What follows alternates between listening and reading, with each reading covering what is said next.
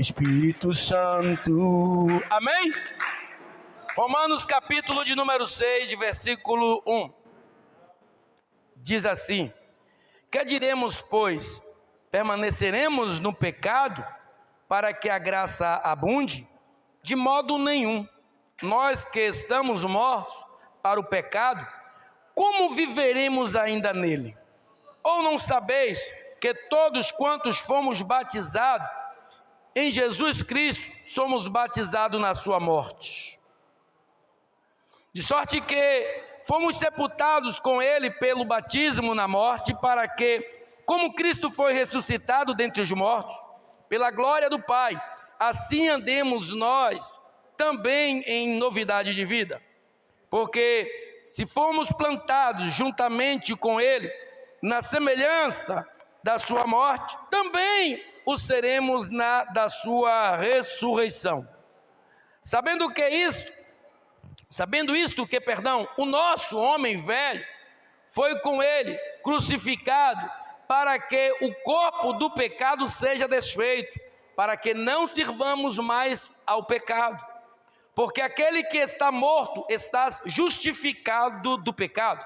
Ora, se já morremos em Cristo, cremos que também com ele viveremos, sabendo que, tendo sido Cristo ressuscitado dentre os mortos, já não morre. A morte não tem, ou não mais tem domínio sobre ele. Pois quanto a ter morrido de uma vez, morreu para o pecado, mas quanto a viver, vive para Deus. Assim também vós, considerai-vos como mortos para o pecado, mas vivo para Deus, em Cristo Jesus nosso Senhor. Não reine, portanto, o pecado em vosso corpo mortal, para lhe obedecerdes em suas concupiscências. Nem tampouco apresenteis os vossos membros ao pecado, por instrumentos de iniquidade, mas apresentai-vos a Deus como vivos dentre mortos, e os vossos membros a Deus como instrumentos de justiça. Porque o pecado não terá domínio sobre vós, pois não estáis debaixo da lei, mas debaixo da graça. Pois que pecaremos? Pois que pecaremos porque não estamos debaixo da lei, mas debaixo da graça? De modo nenhum. Não sabeis vós que a quem vos apresentardes por servos para lhe obedecer, sois servos daquele a quem obedeceis, ou do pecado para a morte, ou da obediência para a justiça? Mas graças a Deus que, tendo sido servos do pecado, obedecestes de coração a forma de doutrina a que fostes entregues, e libertados do pecado fostes feitos servos da justiça. Falo como homem, pela fraqueza da vossa carne. Pois assim como apresentastes os vossos membros para servirem à imundícia e à maldade para a maldade, assim apresentai agora os vossos membros para servirem à justiça, para a justificação, porque, louvado seja Deus, quando ereis servos do pecado, estáveis livres da justiça. E o fruto tenheis então das coisas de que agora vos envergonhais, porque o fim delas é a morte. Mas agora, libertados do pecado e feitos servos de Deus, tendes o vosso fruto para santificação e por fim a vida eterna. Porque o salário do pecado é a morte, mas o dom gratuito de Deus é a vida eterna por Cristo Jesus, o nosso Senhor. Aí mesmo onde vocês estão, reclina um pouco tua cabeça, vamos fazer uma pequena oração. Meu Deus e Pai Todo-Poderoso, Criador de todo o céu e de toda a terra, uma noite especial como essa, não poderíamos deixar de falar acerca da aceitação do Senhor, a sentar-se no banquete ou na mesa, da qual degustaremos não por fome ou necessidades seculares, mas sim por fome e necessidades espirituais, do teu corpo e do teu sangue, simbolizados ali com vinho e com pão, coisas das quais, Senhor, não vai trazer nenhuma relevância para nós, a não ser a visão que nós temos de estar degustando de uma forma bem pequena isso, mas de uma forma grandiosa em espírito. Meu Deus, toma cada uma das pessoas que estão aqui nesta noite, que vieram, meu Pai, e que se fortaleceram para estarem aqui. Meu Deus, nos conserva na Tua presença e quebra todo jugo desigual, toda maldade, todo opróbrio. Meu Deus, tudo aquilo que o diabo porventura tem preparado para tentar nos aniquilar e destruir. Que o Senhor entre, meu Pai, em nome de Jesus, em uma batalha espiritual e nos tire das mãos do diabo. Amém. E graças ao nosso bom e eterno, poderoso Pai, Rei da Glória. Amém. Deixa a Bíblia aberta, como de costume pregamos. E o apóstolo Paulo, igreja, nós vamos ver, está aqui escrito, ele tentou em teu coração ir a Roma, passando pela Espanha, depois descendo para Jerusalém. Não, ele não foi o fundador da igreja, mas o apóstolo Paulo ele tinha um interesse muito grande em trazer o povo para dentro dos conceitos de Deus, através de Cristo Nazareno.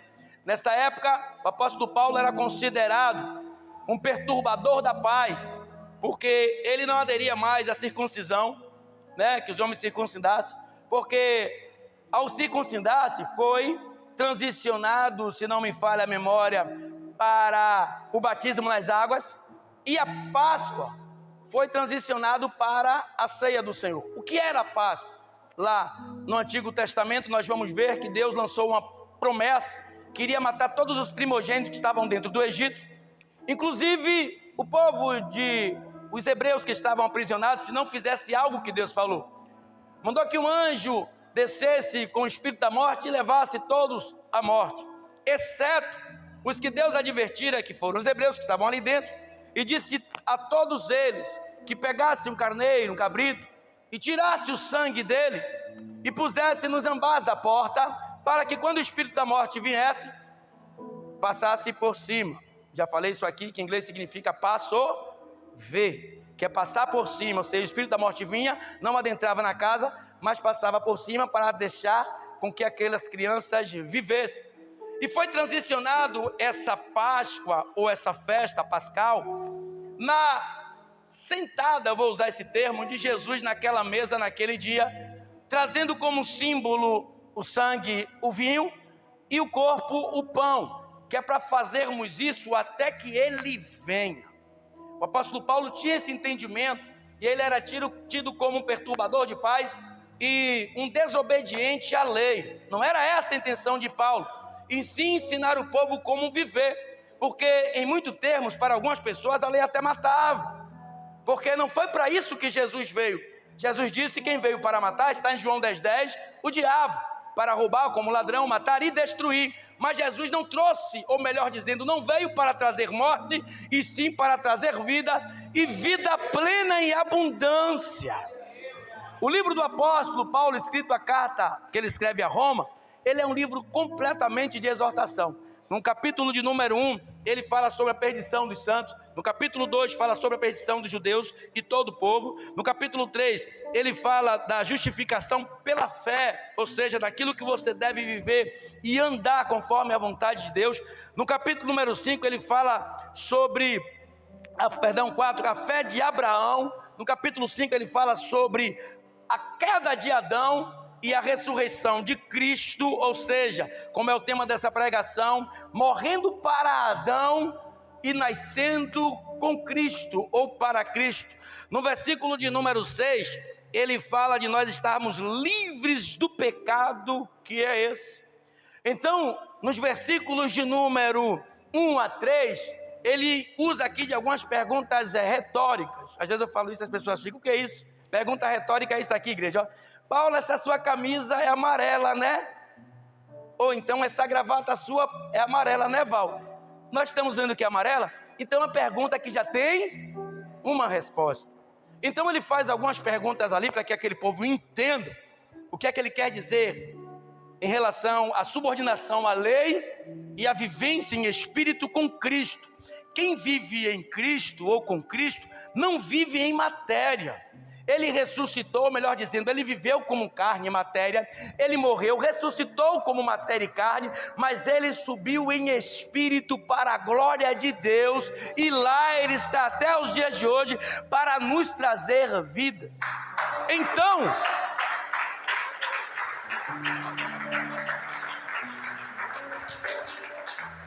não pela lei, sim pela graça, mas na doutrina de Cristo. Versículo 1 e 3, ele vai trazer a nossa ideia, essa relação de homem com Cristo, não pela lei, mas pela graça, mas sobre a doutrina cristã. Olha o que diz: que diremos, pois? Permaneceremos no pecado para que a graça nos abunde? De modo nenhum. Nós que estamos mortos para o pecado, como viveremos nele? Ou não sabeis que todos quantos fomos batizados em Jesus Cristo, fomos batizados na sua morte? Ou seja, o pecado, ele não tem que ter mais propriedade sobre nossa matéria, porque ainda que vivamos em matéria nesse mundo pecaminoso, nessa esfera terrena, cheio de abominações, o Espírito que há em nós, ele é forte, dado por Cristo Jesus no Calvário, mas ao terceiro dia, ele ressuscita e está preparado para receber a igreja aprovada e eleita para Deus. Então nós não temos mais, porque agora Jesus me salvou, eu posso pecar, eu posso me prostituir, porque eu sou salvo pela graça. Já li aqui várias vezes, 20:12 de Apocalipse, fala que nós iremos apresentar as nossas obras a Deus. Então não temos que ter esta ideia de que nós, em nome de Jesus, seremos salvos tão somente pela graça. Olha o que diz, volta um pouquinho, versículo 5, capítulo 5, no versículo de número 20. Veio, porém, a lei para que a ofensa abundasse, mas, não é mais de qualidade, quantidade, sim de qualidade, mas onde o pecado abundou, superabundou a graça, para que assim como o pecado reinou, ou louvado seja Deus, na morte, também a graça reinasse pela justiça para a vida eterna, por Jesus Cristo, o nosso Senhor.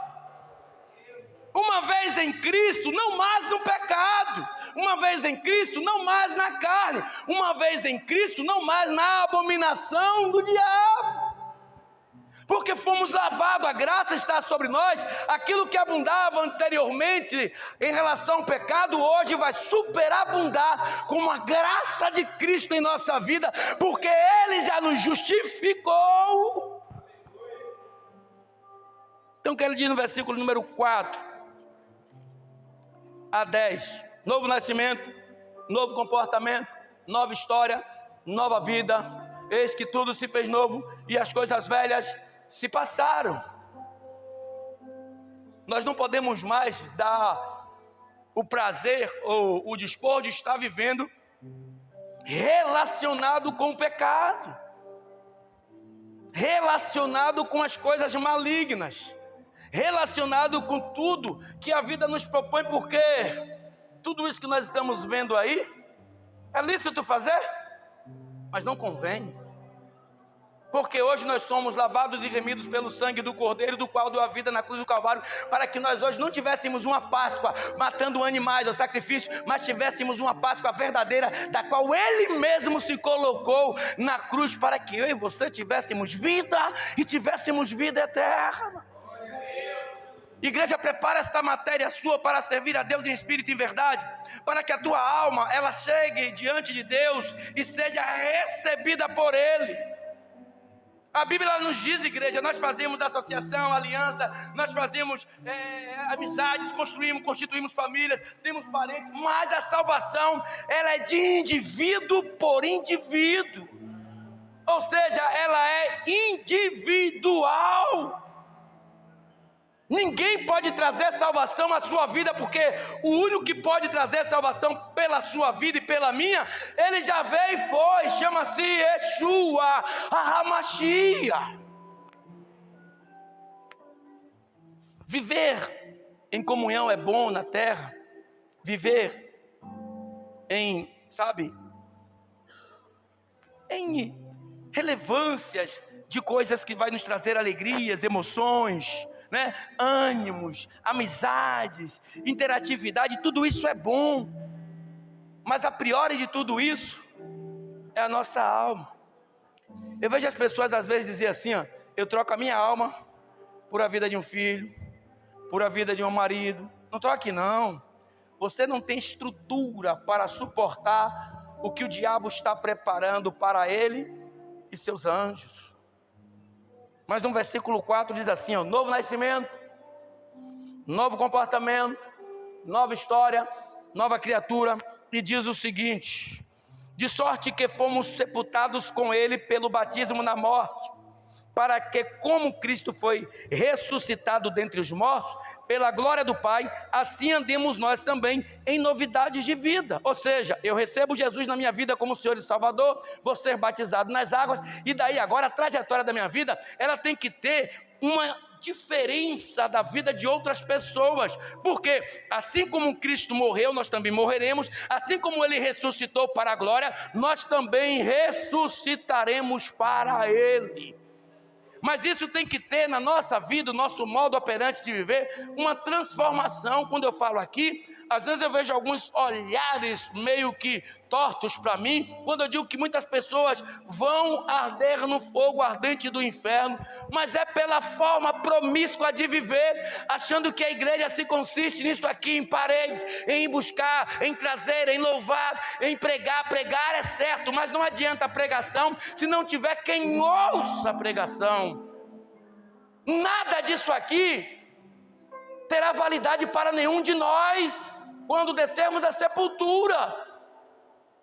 Lá você não vai lembrar de filhos, lá você não vai lembrar de maridos, lá você não vai lembrar de esposas, lá você não vai lembrar de nada, porque quando estiver de frente do tribunal da justiça de Deus, é você e ele. Aí tem crente que eu dou minha vida por fulano, não dê não. Você não tem estrutura, aquele que te estrutura tem e sempre terá para dar a vida, não por um, mas por inúmeras nações. Ele se chama Jesus Cristo de Nazaré, mas só que ele tem o poder e teve o poder de ressuscitar-se ao terceiro dia e apresentar-se vivo por um termo de 40 dias a quase 500 pessoas, mas para ele estava reservado, está algo diferente do que está reservado para mim e para você, porque ele veio para que nós alcançássemos. João 3,16, ele veio por amor, porque Deus, o Pai dele, deu ele para que todo aquele que nele crê não morra, mas o siga em espírito e o siga em verdade para a eternidade do nosso Pai Todo-Poderoso.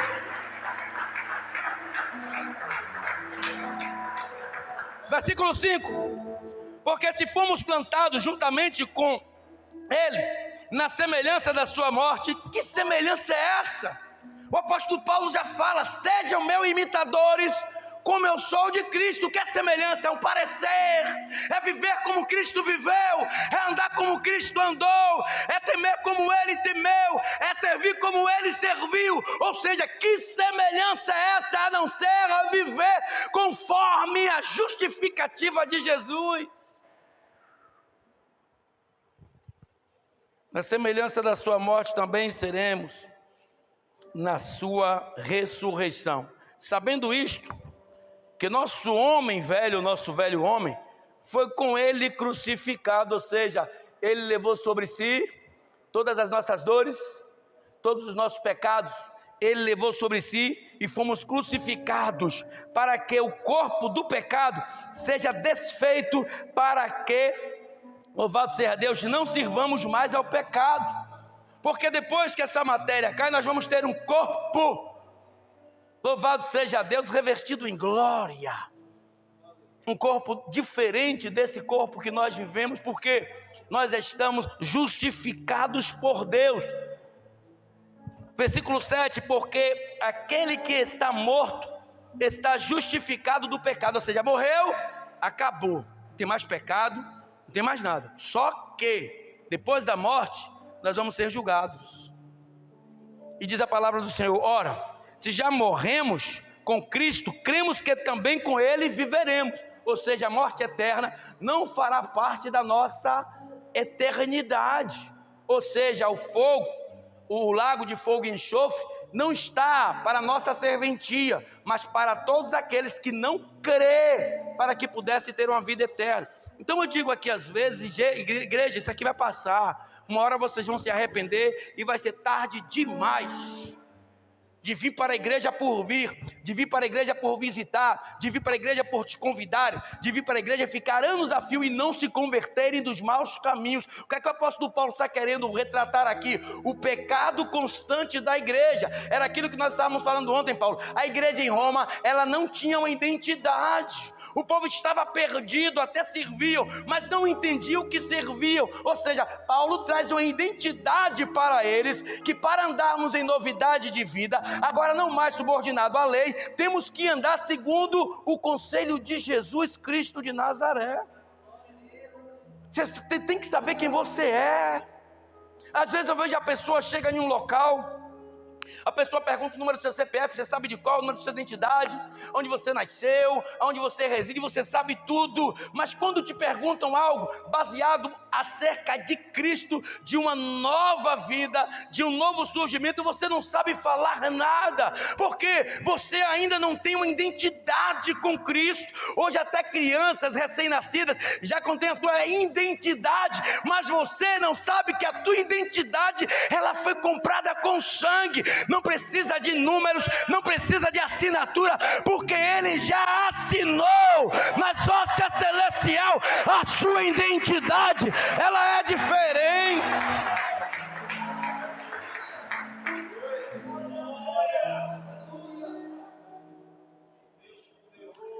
Ora, se já morremos com Cristo, cremos que também com Ele viveremos, sabendo que tendo sido Cristo ressuscitado dentre os mortos, já não morre, ou seja, vive.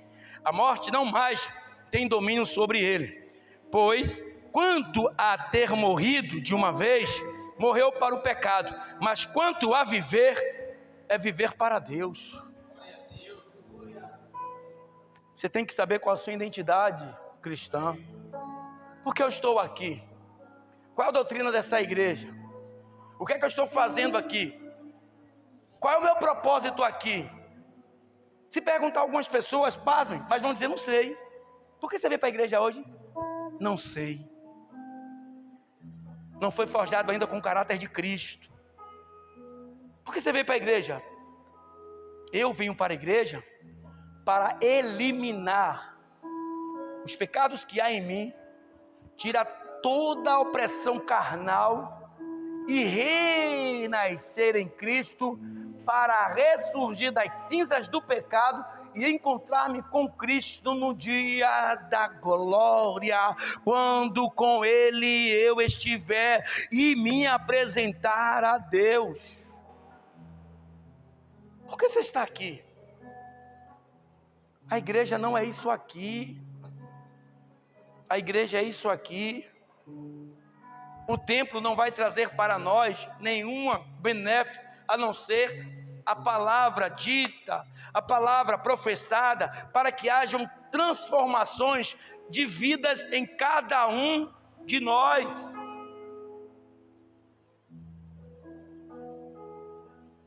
Quem sabe aqui onde está? Levanta a mão.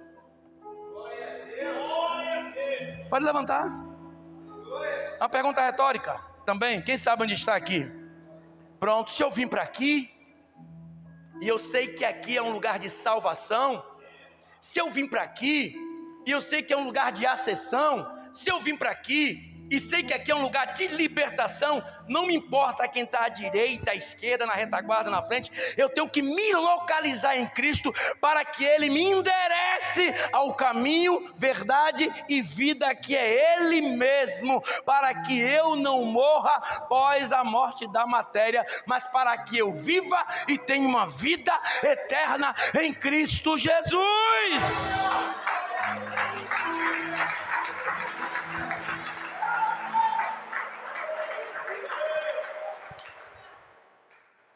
E Paulo, quando escreveu essa carta, aqui no capítulo 15, rapidinho, louvado seja Deus, capítulo número 15, versículo 23, ele fala assim, ó, o desejo de ele visitar a Roma.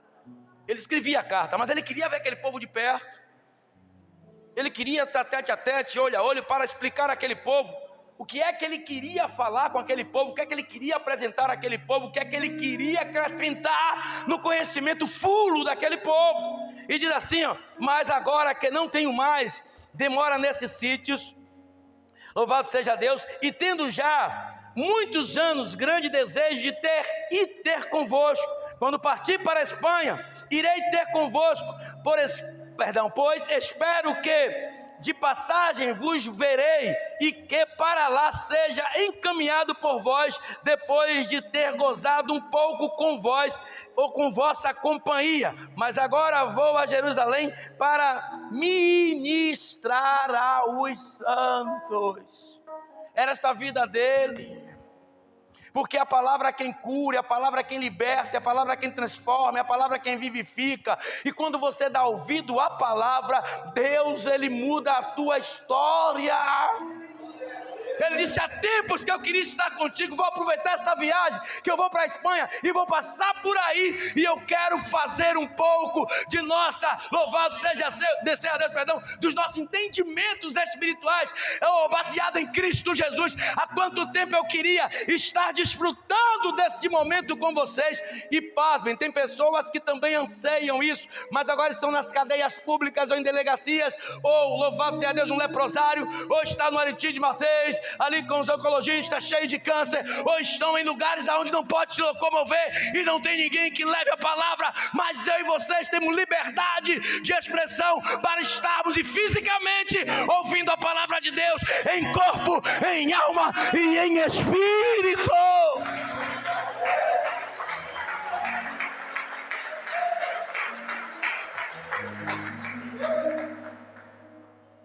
Só trazendo uma correção aqui de algo que eu falei a semana passada.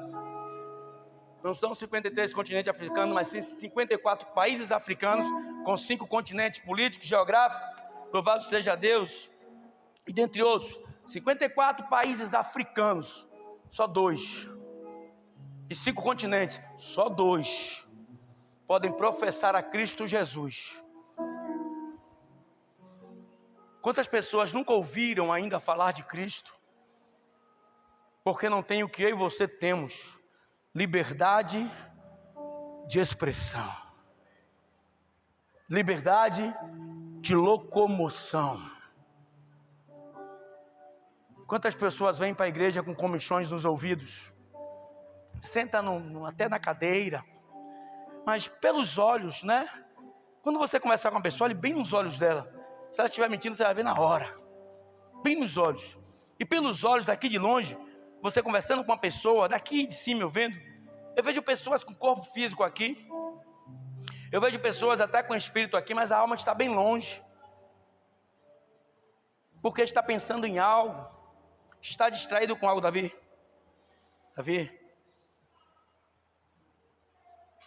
vou separar vocês dois, viu? Está distraído com algo, está perturbado com algo, e não deixa que a palavra de Deus faça uma transformação na sua vida. Meu amigo, quem te muda é a palavra. Quem te dá vida é a palavra. Homem nenhum, já falei isso aqui, vou repetir: homem nenhum traz avivamento à igreja. Só quem pode trazer avivamento à igreja chama-se Jesus, o Espírito Santo de Deus. Então, no versículos 11 e 14, vencendo o pecado. Olha o que diz o versículo 11 e 14. Assim, 11 a 14, perdão. Assim também vós, considerai-vos como mortos para o pecado, mas vivos para Deus, em Cristo Jesus nosso Senhor. Não reine, portanto, o pecado em vosso corpo mortal, para lhe obedecerdes em suas concupiscências, nem tampouco apresenteis os vossos membros ao pecado por instrumentos de iniquidade, mas apresentai-vos a Deus como vivo dentre os mortos, e os vossos membros, louvado seja Deus, a Deus como instrumentos de justiça, porque o pecado não terá domínio sobre vós, pois não estáis debaixo da lei, mas debaixo da graça. É a graça de Deus. dada por Jesus Cristo para que eu e você tenhamos mudança de vida. Talvez você ache até chato estar na igreja agora, sem oportunidade, sem se aparecer, sem ter os holofotes, para que as pessoas te aplaudam, mas eu quero te dizer, aí onde você está no seu cantinho, Ele pode mudar a história da tua vida. Aquele homem que tinha uma das mãos mirradas, espera aí, aquele homem que tinha uma das mãos mirradas, ele estava ali escondido, porque se pegassem ele com aquele defeito, talvez ele poderia ser apedrejado, mas ele estava no templo, lá no cantinho, ninguém estava vendo aquele homem, ninguém estava, louvado seja Deus, reparando nele, e Jesus estava no meio, e de repente Jesus olha para ele lá no canto de você, vem cá, porque tem crente que quer se aparecer, quem tem que aparecer é ele. Eu não estou aqui porque eu quero não, eu estou aqui porque ele mandou, porque se eu pudesse hoje, eu não estaria mais aqui em cima, por causa da raça humana, por causa dos homens maliciosos, mentirosos, demagogos, caluniadores, difamadores. Aí eu vejo quantas pessoas querem estar em cima de altar, pregar, vem para você ver se você suporta, vem para você ver, você está de vez em quando ouvindo alguém falar mal de você. Você pode carregar água num cesto, mas você nunca vai prestar para ninguém, a não ser se você fizer a vontade do homem.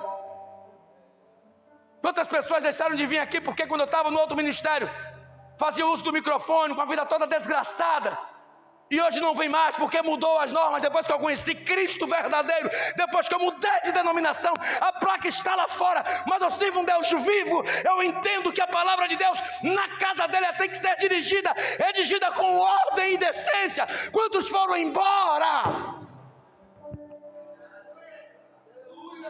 e ficam falando mal do ministério do qual Deus está aqui, eles querendo ou não, eles falando mal ou não, eu creio que Deus está nesse lugar, porque se Ele não estivesse aqui, eu aqui em cima não estaria mais há um bom tempo.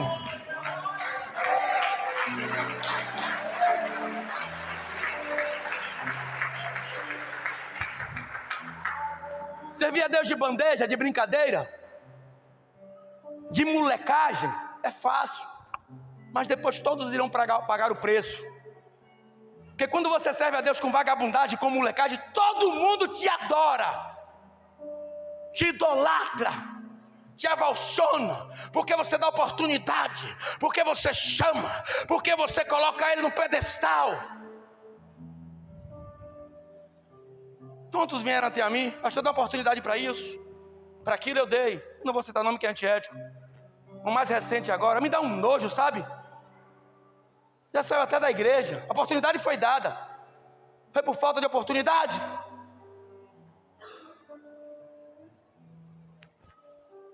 Esses cara de pau, esses vagabundos transvestidos de crente, vai voltar a fumar maconha mesmo, cheirar cocaína, vai roubar, vai ter relação com homem, mulher com mulher, mas na casa de meu pai tem muita morada assim, mas muitos são chamados, poucos são os escolhidos, nem todos irão herdar o reino de Deus.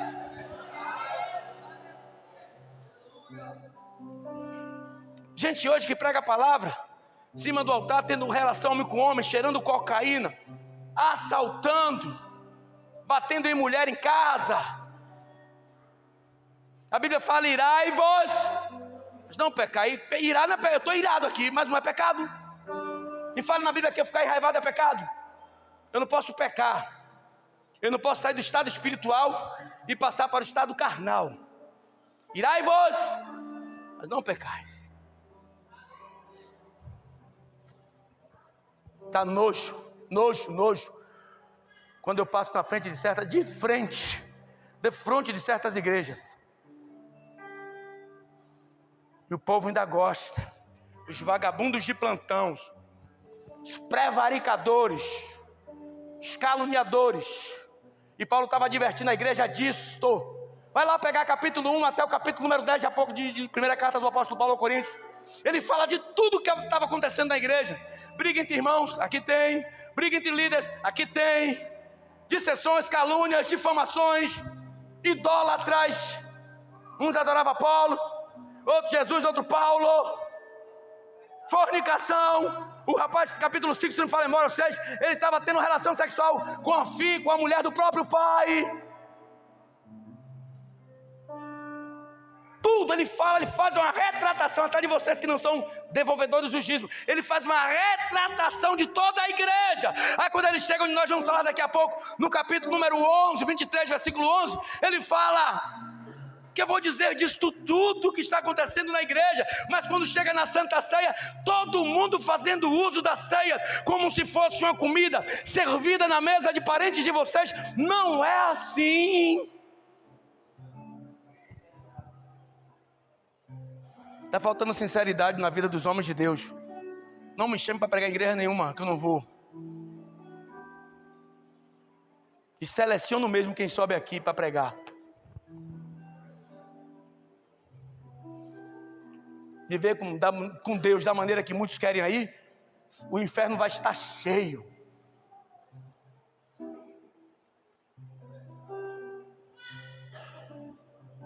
Do que adianta o homem ganhar o mundo todo?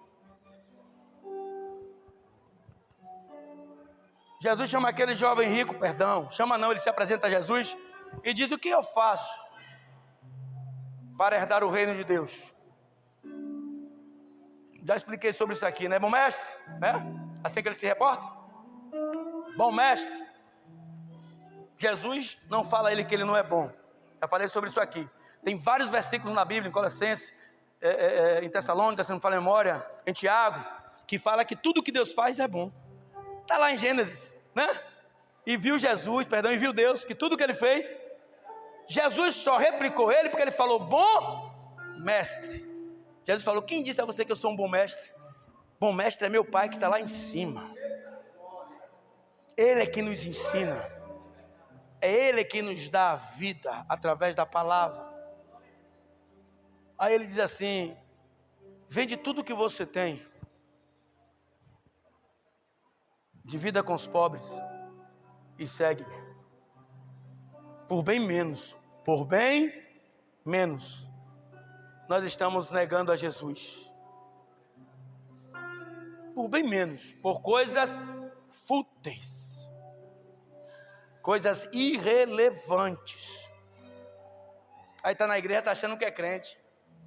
Eu parei de pregar aqui sobre as vestes, porque já ninguém aqui mais toma leite. Parei. Sobre aparência física, parei. Não vou ficar quebrando minha cabeça, ensinando ao crente como ele se deve andar. Parei.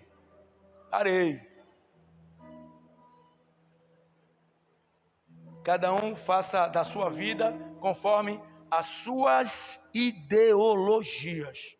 Mas lá no céu não vai entrar pessoas com ideologias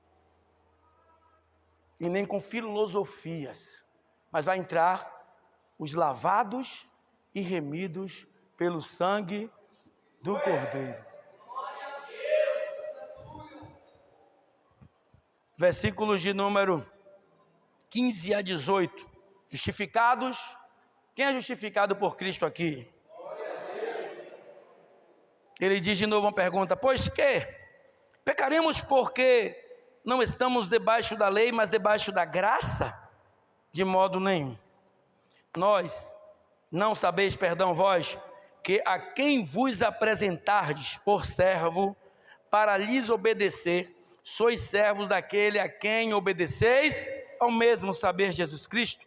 Ou o pecado para a morte, ou do pecado para a morte, ou da obediência para a justiça? Ou seja, se eu já morri para o pecado, ou para Adão, eu vivi ou nasci para Cristo.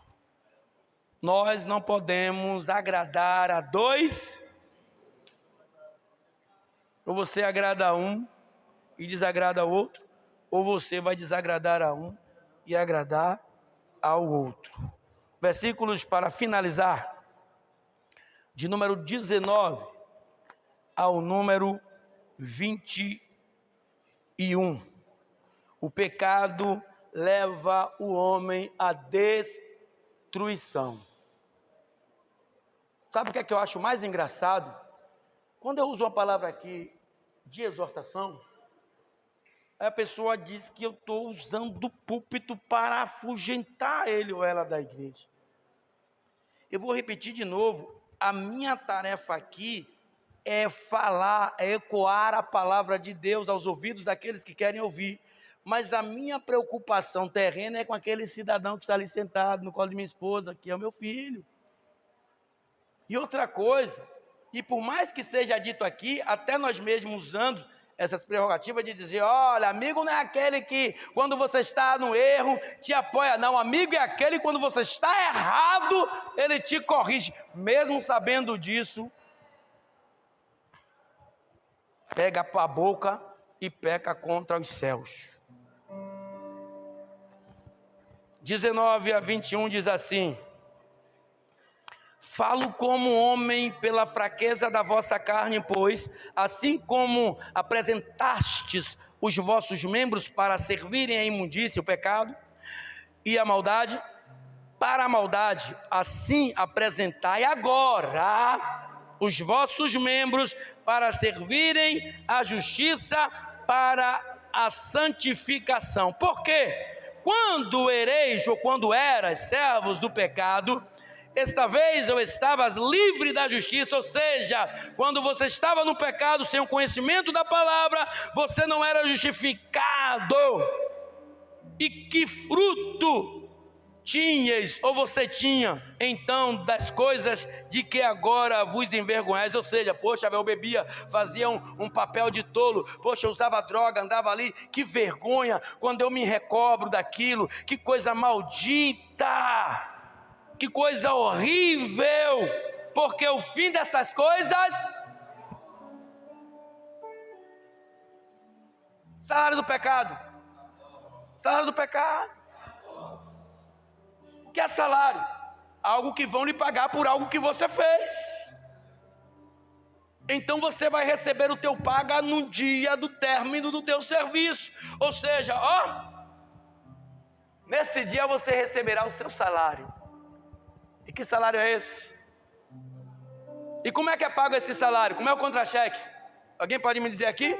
Ele não é um contra-cheque em papel impresso, não. Como é esse contra-cheque?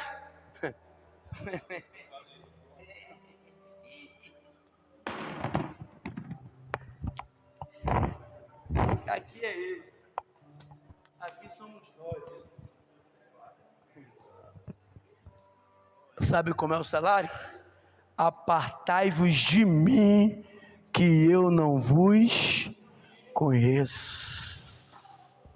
Quando ele disser isso aí, pode ter certeza que na velocidade da luz, você sai da presença dele e o diabo já está lá de prontidão. É minha a sua alma. Te prepara que o fogo de enxofre está te esperando naquele lago.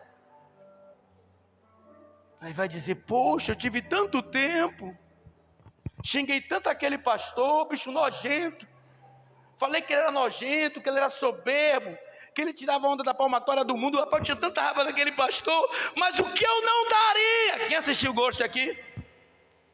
Do outro lado da vida, assistiu? Eu só lembro aquela parte. Lembra não? Ninguém assistiu não, né? Oh, meu Deus. Oh, não lembro. Mas aqui a maioria lembra. Ele, o espírito da morte lá, aí vendo o cigarro, não podia pegar porque era espírito. Ele, o que eu não daria o cigarro lá para dar só uma tragadinha. Só uma tragadinha. Assim será naquele grande dia. O que eu não daria para retornar e fazer tudo de novo.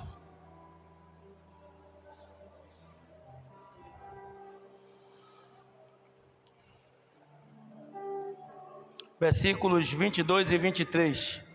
Mas, agora, libertos do pecado, levanta a mão, libertos do pecado e feitos servos de Deus, tendes o vosso fruto para a santificação e por fim a vida eterna. Agora aplauda Ele para que Ele possa derramar sobre mim e você a infinita misericórdia por intermédio da graça. Ele já nos justificou, Ele já pagou na cruz do Calvário o preço do pecado. O pecado não tem mais poder sobre mim, sobre você.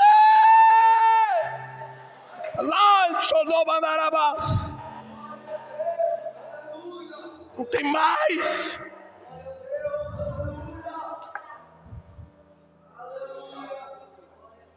Não tem mais poder. As coisas velhas já se passaram. Tudo se fez novo. Esse é o momento da reparação da vida. Ô igreja, você sabe aquela tristeza que nos dá quando nós vamos ao enterro, né? Somente se for de uma pessoa íntima, amiga, ainda que não seja um parente, mas querida. Aquele sentimento de tristeza, de perda, de ausência daquela pessoa em nossas vidas. Preste bem atenção no que eu vou dizer agora. Quando nós estamos ali, da frente de um caixão, eu estava uma certa feita, em cima de um caixão, fiquei lá com ele, com meu primo um bom tempo, porque fui para a funerária, e ele tinha a mesma idade que eu, se estivesse vivo, morreu com 38 anos de infarto. Eu nasci em 22 de janeiro de 1970, ele nasceu em 22 de fevereiro, um mês só, certinho um mês, de 1970. Nós nos considerávamos, apesar de ser primos, irmãos de leite, porque eu mamava na mãe dele, ele mamava minha mãe. E aí ele morreu. Ele tinha 2 empregos na época.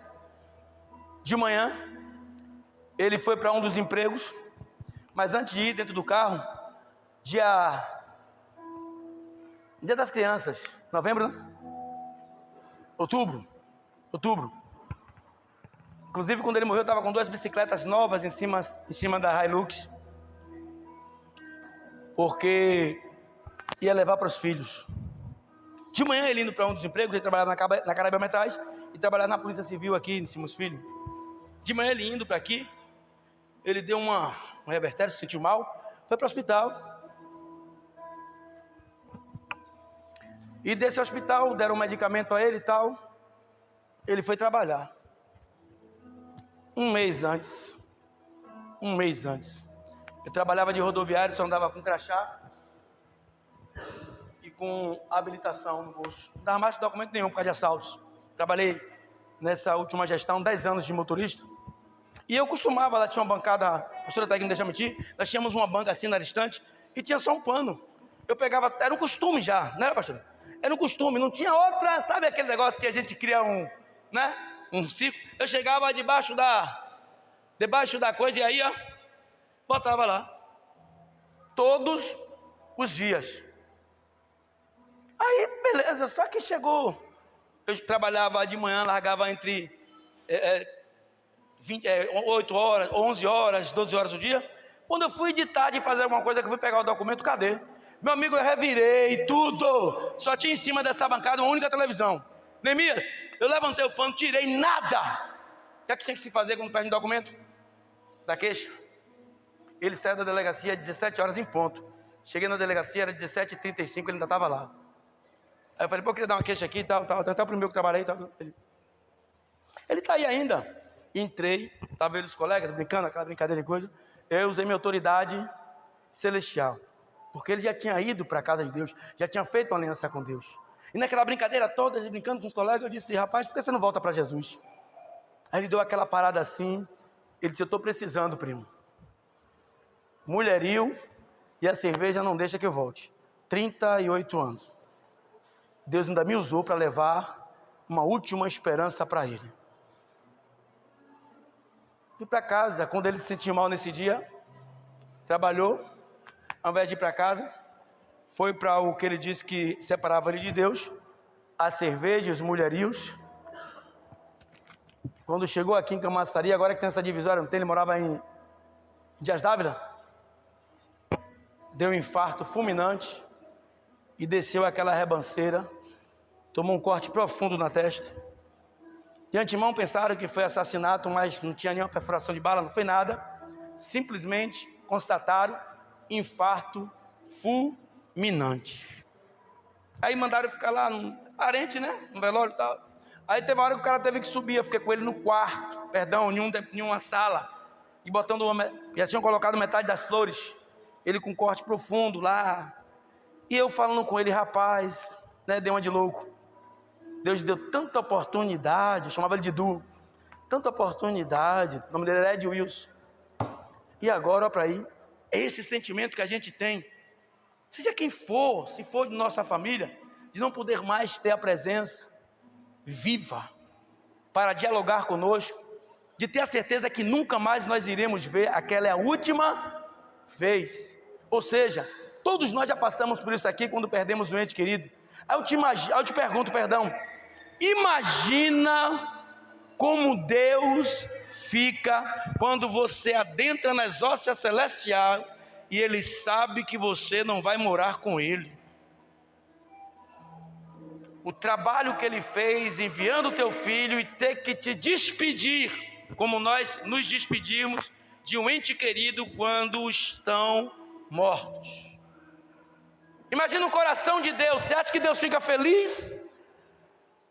Você acha que Deus se alegra em ver o filho dele ir para as mãos do diabo?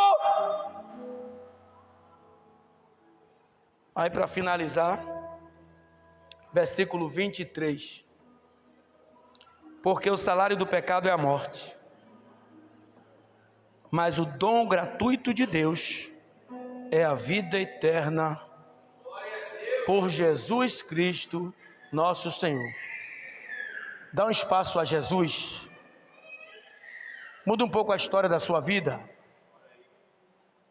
Faz uma analogia, né? Faz uma retrospectiva, da sua vida. Veja o que você viveu até hoje, até agora, ao entrar aqui. E veja o que precisa ser mudado. Igreja, essa pelinha aí macia, vocês estão mais novos, ou essa enrugada igual a minha, vocês são mais velhos, essa carinha aí, que anjo, que estão aí, uma hora vai virar caveira, e não vai ser faca na caveira não, vai ser fogo no inferno.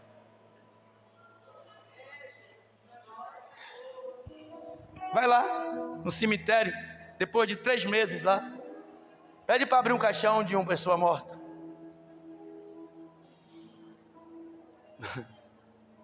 Cinzas, pó e lembranças. Mas Ele está buscando você nesta noite, que ainda tem corpo, que ainda tem alma e que ainda tem espírito.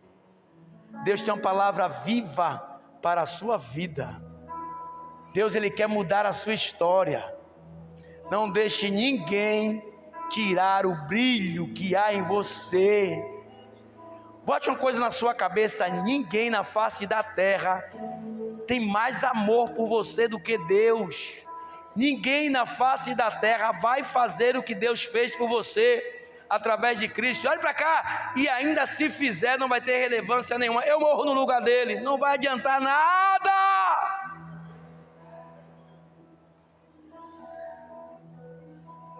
Aí eu vou dar vida por ele, não vai adiantar nada, porque ele vai dar vida, vai morrer, não vai ressuscitar, não vai sentar no trono da graça e nem vai poder ser seu advogado quando você morrer outra vez. Mas o Jesus que trouxe Lázaro do túmulo, que reviveu ele e que Lázaro morreu de novo, ele trouxe Lázaro ali do corpo físico, mas agora, depois da segunda morte de Lázaro, Lázaro está com ele na glória, por assim dizer, se viveu com Cristo, porque ele tem poder de dar vida aos mortos.